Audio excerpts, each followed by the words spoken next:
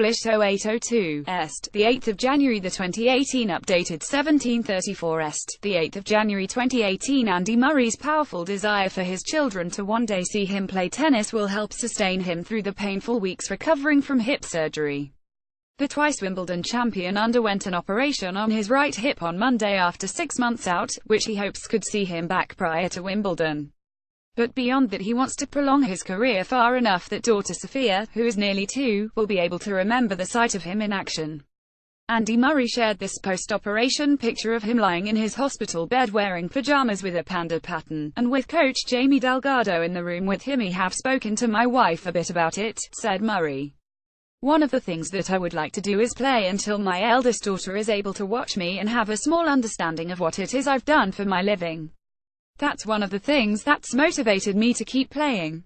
That would be cool if she can come along and watch me hit some balls of practice just to see what it is I do." I like seeing a lot of the other players' kids when they are on tour with their parents, who get to do a bit of traveling with them when they're at an age when they actually understand a bit more about what it is that they're doing. Now I've had surgery and stuff, that's something I'm looking forward to in the future. Murray spoke to his wife Kim about his plans to make sure he could keep playing. 30-year-old Scott spoke of how his withdrawal from this month's events in Australia helped persuade him that he needed to have surgery after painstaking efforts at rehab had failed to yield the desired results. Murray described the procedure, performed in Melbourne, as having gone very well and, while there are no certainties, it offers the prospect of him being back hitting balls within 2 months. "My plan is to be back playing around the grass court season, potentially before then, but I'm certainly not going to rush anything," he said. "I've been quoted times for how long it's taken for players to get back from the surgery I've had, and I've been given up to 14 weeks. I'm not going to put a date on it. I want to come back when I'm fit and ready to play, not to get into a situation like in Brisbane and New York last year's US Open, where I'm unsure when I turn up at a tournament how fit I am. I want to know when I come back that I'm ready." Murray was forced to withdraw from this month's events in Australia as a result of the hip issue. 6 days ago, Murray tapped out a heartfelt message on Instagram following his withdrawal from Brisbane, pointing to his sense of inner hurt and turmoil. Last Thursday he pulled out of the Australian Open, and in the official accompanying statement said that he'll be flying home shortly to assess all the options. July the 12th crashes out of Wimbledon semi after defeat by Sam Querrey. September 7th announces intentions to withdraw from the remainder of the 2017 season. November 7th returns to action in an exhibition defeat by Roger Federer. November 11th Murray appears at the O2 Arena for a practice session ahead of the ATP Tour Finals. December 21st delays preparations for comeback in Brisbane International. January 4th withdraws from Brisbane and Australian Open due to hip issue. January 78 has surgery on injury and announces 14-week absence from tennis as he targets Wimbledon. By then he had, in fact, made up his mind to undergo surgery performed by Melbourne-based specialist John O'Donnell, one of the leading hip experts he has been consulting since Wimbledon, and someone he has visited before on trips to Australia. He met with him rather than head straight home to England, and it was decided to operate. Having imposed an almost total news blackout over the past 2 months, during which he postponed his planned early arrival in Australia and then made an unscheduled visit to Abu Dhabi, he was expansive in addressing what he feels have been misconceptions.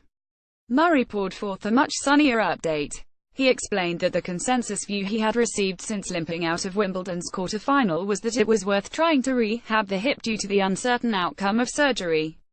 He did not feel there was any alternative but to pursue that option initially, but it appears the surgeon was happily surprised when he got a proper look inside the damaged area. "When you look at my hip on an MRI scan just now, it doesn't look very good. Most tennis players' hips, if you scanned them, wouldn't look particularly good," said Murray. "The potential is that the time out is a long time, and also there is a good chance you don't recover to a level to play tennis." When we discussed it with him, it was, "Look, let's try to do as little as possible with the highest chance of success, but with the knowledge that when he goes in there, if there's things he sees that need to be done, he repairs and sorts them." That is what he did. Murray was due to compete in Brisbane last week but pulled out shortly before the first day. Murray, who will not be able to fly home for at least another week, also revealed that he underwent minor groin surgery on December 18. That was not on the scale of Monday's operation, and was similar to something that keeps footballers out for a few weeks. The latest surgery has left him feeling much more upbeat than he evidently was when he took to Instagram last week. He posted another picture, a little post-op photo where he looked positive, cracked a joke about coach Jamie Delgado and revealed he wore pajamas with a panda pattern. "I'm very optimistic about the future because, having spoken to the surgeon, he was very happy about how it went," said Murray. "He felt that my hip will be feeling better than it did a year ago and, obviously, I was still doing fine a year ago. I was ranked #1 in the world. Moving forward I'll certainly be playing a reduced schedule, and then focusing more on trying to win major events and big tournaments rather than trying to achieve certain ranking goals." The Scot has not played on the ATP Tour since last year's quarter-final defeat at Wimbledon. "I've been fairly competitive with top 50 players in the world practicing in Brisbane when I was struggling to move, and I made the quarter-finals at Wimbledon when I literally couldn't walk and was in so much pain.